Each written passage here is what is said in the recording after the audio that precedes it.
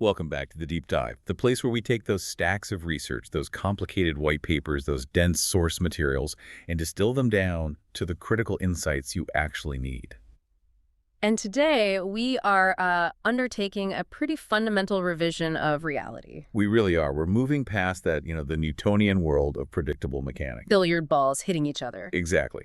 And we're diving into the rules that govern existence at its most basic level. That's right. Our mission today is to gain a clear, structured, and deep understanding of quantum mechanics, or QM. The physics of the very small. It is the fundamental physical theory describing the behavior of matter and light at the atomic and, well, the subatomic scales. And for you, our listener, we need to immediately get to the core tension here. The universe we see every day, cars, planets, that macroscopic world, is governed by classical physics. And it works beautifully there. It's elegant. It's deterministic. It's so predictive. But the second you zoom in, way past what a normal microscope can see, classical physics it completely fails. It doesn't just fail. It becomes what it always was, an approximation. The source material is very clear on this. Right. Classical mechanics is merely a low-energy, ordinary scale approximation of quantum mechanics. When you get down to the atomic level, the systems are governed by two really shocking non-classical rules. So the first rule is quantization. Quantization, yes. Classically, a property like energy or momentum can have any value, right? Yeah. It's continuous. It's like sliding your hand up a ramp. But in quantum systems, especially what we call bound systems, these properties they're constrained. They have to take on discrete, specific values. You don't get a ramp. You get steps. You get steps, exactly. Oh. And the second rule, which is maybe the most philosophically challenging one, is that hard certainty is just gone. The outcomes of quantum events are often described only by probabilities. We can know the odds, but not the outcome. We can determine the odds perfectly, but we cannot, even in principle, determine what will happen to a single particle. Okay, let's unpack this, starting with the concept that makes everything weird. The unavoidable role of chance.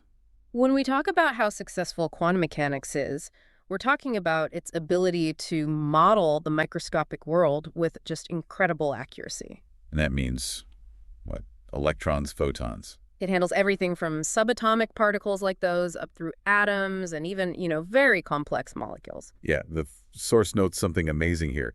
It's not just simple hydrogen atoms we're talking about. Not at all. QM has been experimentally verified to hold true for complex molecules that have thousands of atoms. That's a staggering scale for a theory that is so counterintuitive. It really is.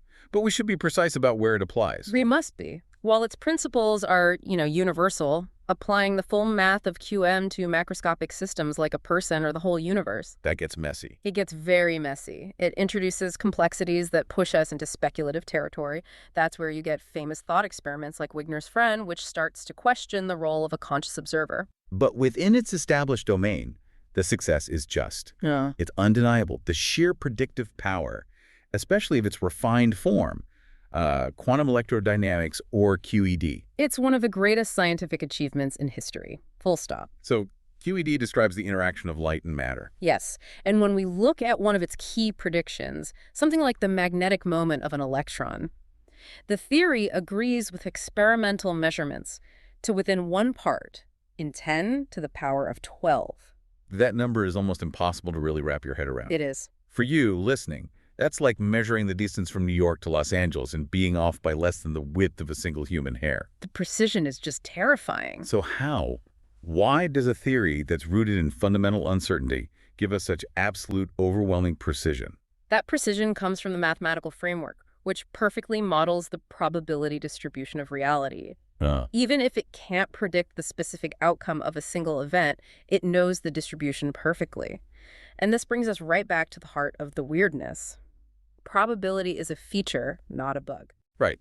In classical physics, if you can't predict where a ball will land, it's just because you didn't measure the starting conditions well enough. Exactly. If you had perfect knowledge, the outcome would be certain.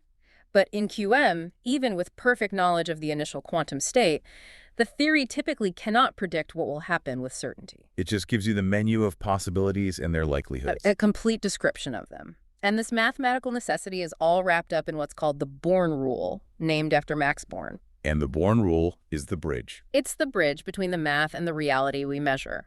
It says that the probability of getting a specific outcome is found by squaring the absolute value of a complex number. The probability amplitude. The probability amplitude. Okay, wait, why a complex number? What does the imaginary part of that amplitude even represent conceptually? That is an excellent question. It really gets to the core of it. Because we only measure real-world probability, right? We do. But remember, complex numbers have a real part and an imaginary part. In QM, the wave function, which holds these amplitudes, is sort of like the amplitude of a physical wave, like a ripple in water. Okay. The imaginary part is what allows the wave function to have a phase and to change over time in a way that describes interference. The waviness lives there. So when you square it. When you square the absolute value, the Born rule, you're essentially discarding that phase information. You're left with only the real positive probability density, the thing you can actually measure. So if we're describing an electron with its wave function, which is spread out all over, the Born rule gives us a probability density function for finding it. That's it. The wave function doesn't say the electron is right here. It says if you look here, you have a 10% chance of finding it. And that's the best it can do. And this probabilistic nature is just beautifully shown by the single most famous demonstration of quantum weirdness. The double slit experiment. Wave-particle duality shown through the double slit experiment. Okay, so let's walk through this setup. You have a coherent source, like a laser, pointed at a plate with two parallel slits in it. And behind that, a screen that records where the light actually lands. Right. So when light or electrons or even whole atoms are fired at the slits, they behave exactly like waves. Meaning the wave function for that one particle passes through both slits at the same time. Both slits simultaneously. These two waves then overlap and interfere with each other, and you get that characteristic interference pattern on the screen. The bright bands and the dark bands. Bright bands where the wave peaks add up, and dark bands where they cancel out.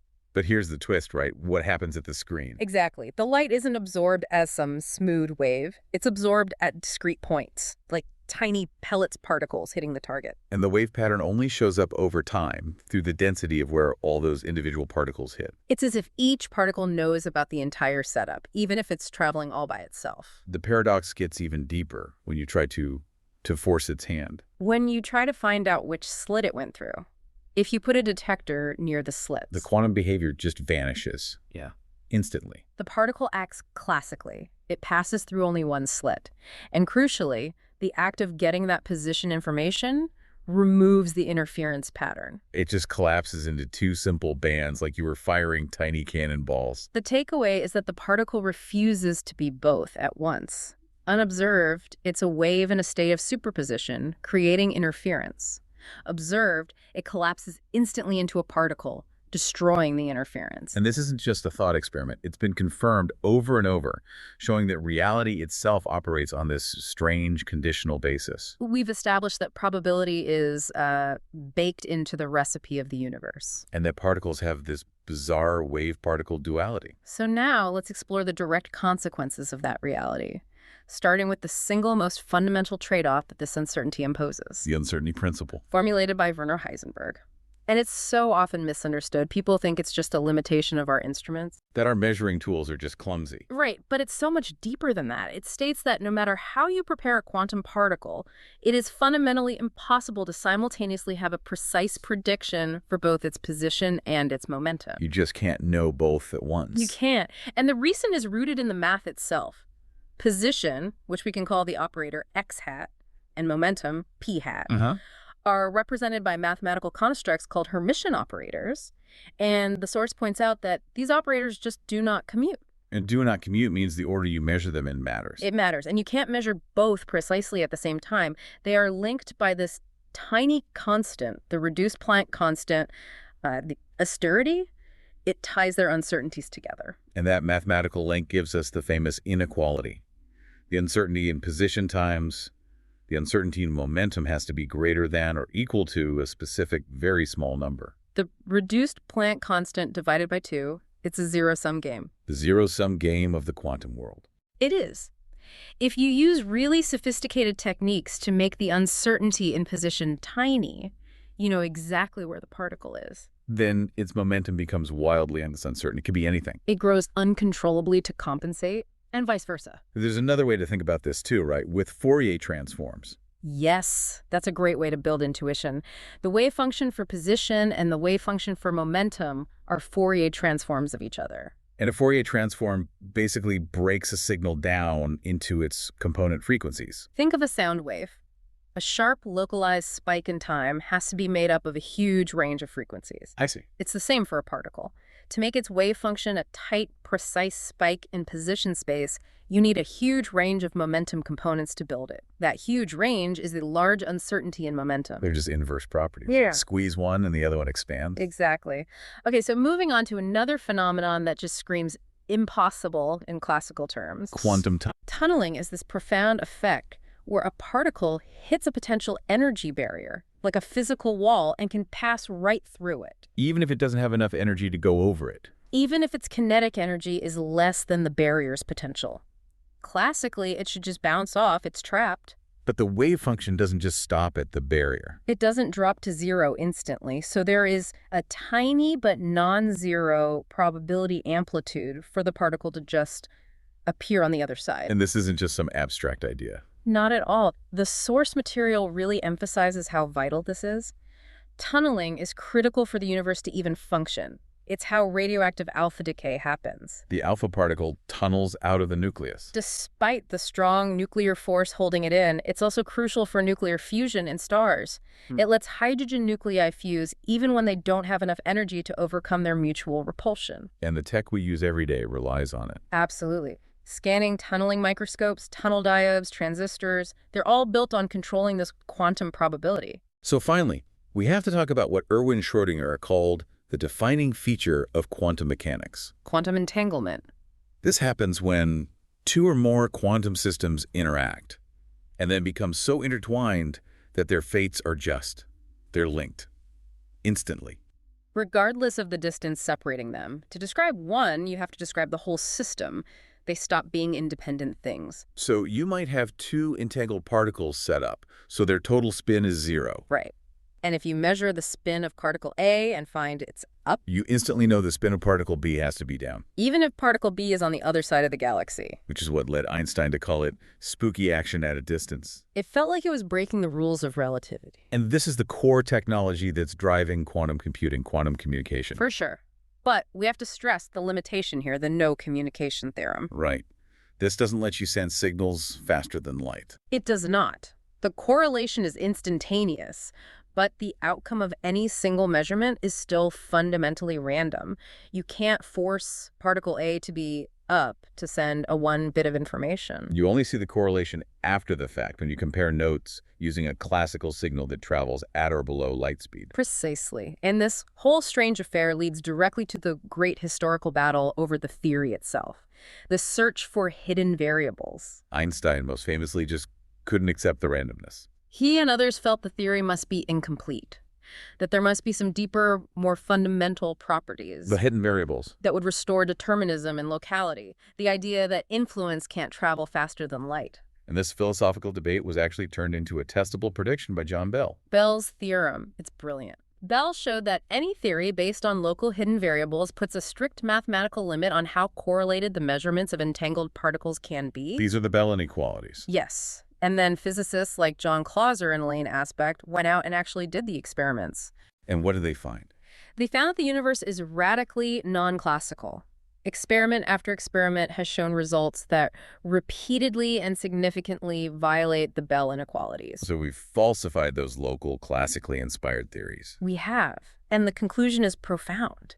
The universe, at its most fundamental level, must sacrifice either locality or determinism.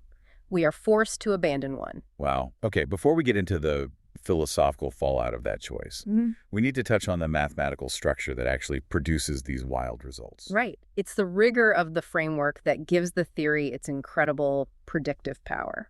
The language of quantum mechanics is linear algebra. It is, and it operates in this unique conceptual space. So the state of any quantum system, say an electron in an atom, is represented by a vector. We usually call it pxi. And this vector lives in a really abstract space called a complex Hilbert space. To make that approachable, just think of Hilbert space as the arena where all possible states of the system live. The vector is the complete map of the system's potential reality. And all the things we can actually measure, position, energy, spin, are represented by what we call observables. which are basically mathematical operators that act on that state vector. And when you do a measurement, the result is always very constrained. It's never a random value. It's always one of the operator's eigenvalues. Those are the specific, discrete, allowed values, the quantized steps we talked about. Yes.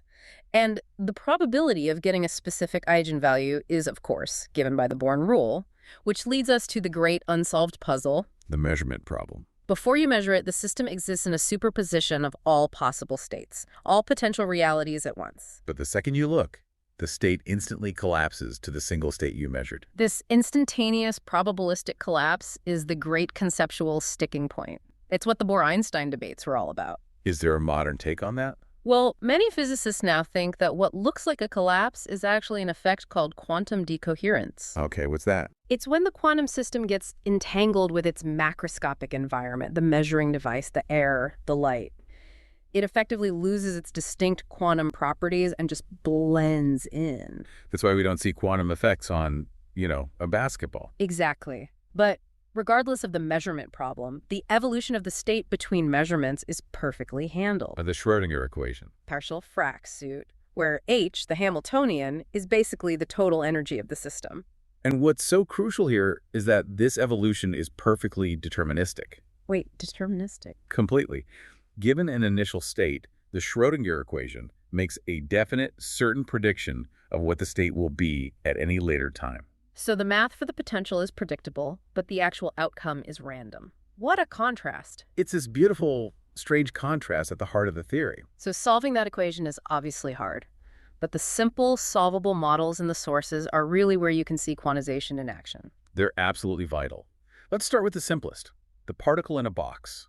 A particle trapped inside a one-dimensional box with infinite walls. It can't get out. Right. And that simple constraint that the wave function has to be zero at the walls forces the particle's energy to be restricted to only discrete specific values. Energy level 1, level 2, level 3, and so on. Nothing in between. It's the clearest possible demonstration that just confining a particle in space leads directly to the quantization of its energy. Okay, what about a more realistic system? The quantum harmonic oscillator?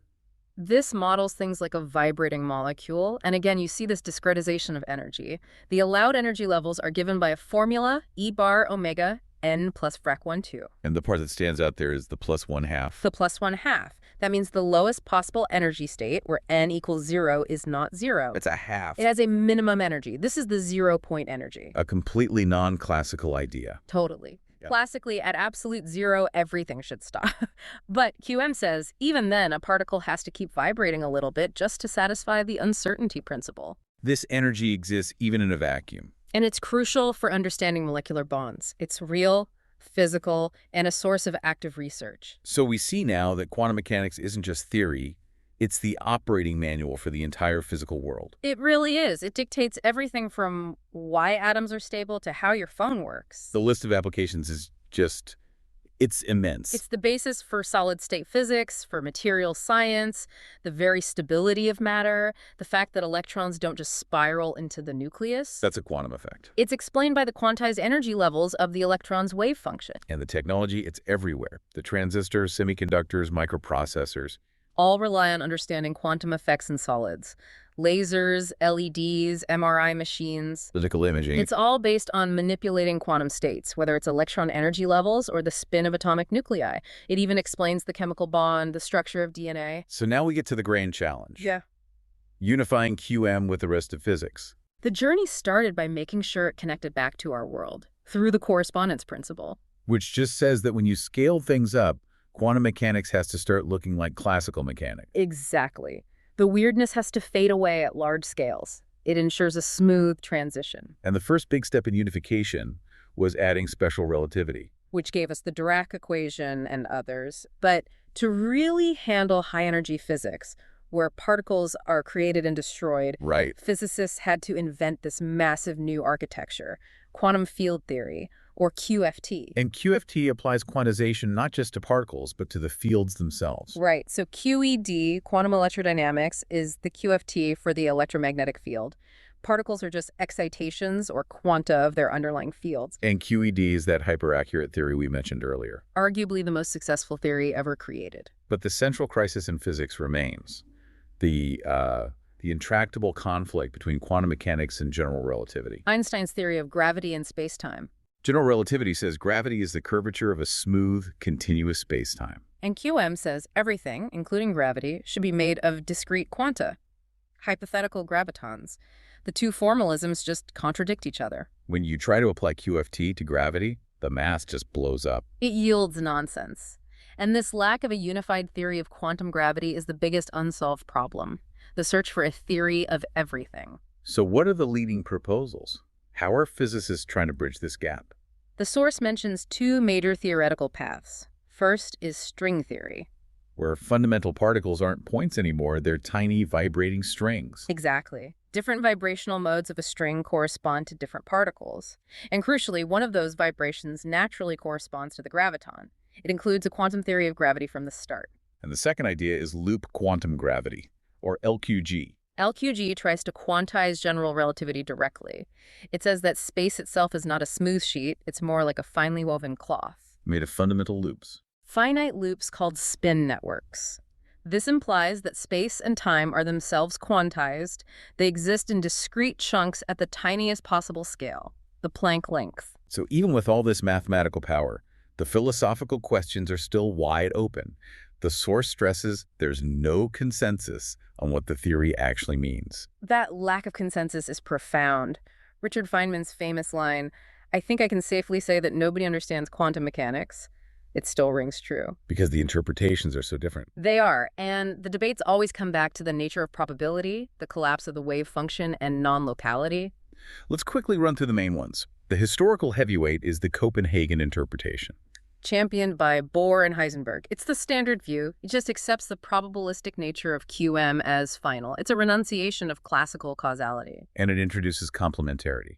Yes, the idea that you can't see wave and particle behavior at the same time. The active measurement itself is what forces the wave function to collapse. Okay, next up, the one that tries to get rid of that collapse entirely. The many worlds interpretation.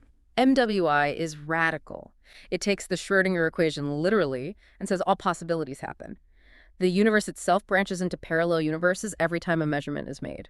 So the cat is dead in one branch and alive in another. Precisely. The universe as a whole is deterministic, but we, stuck on one branch, perceive randomness. And then there's the attempt to restore determinism, but at a huge cost. Bohmian mechanics. It adds a real, definite position for every particle, guided by a non-local equation. There's no collapse, but... The cost is that it's explicitly non-local. Spooky action at a distance is fundamental to how it works. It is. And finally, we have to remember Einstein's position. He wasn't just a critic. He was a founder who felt the theory was valid, but incomplete. Like thermodynamics is to statistical mechanics. Exactly. He thought there was a deeper deterministic layer we just hadn't found yet.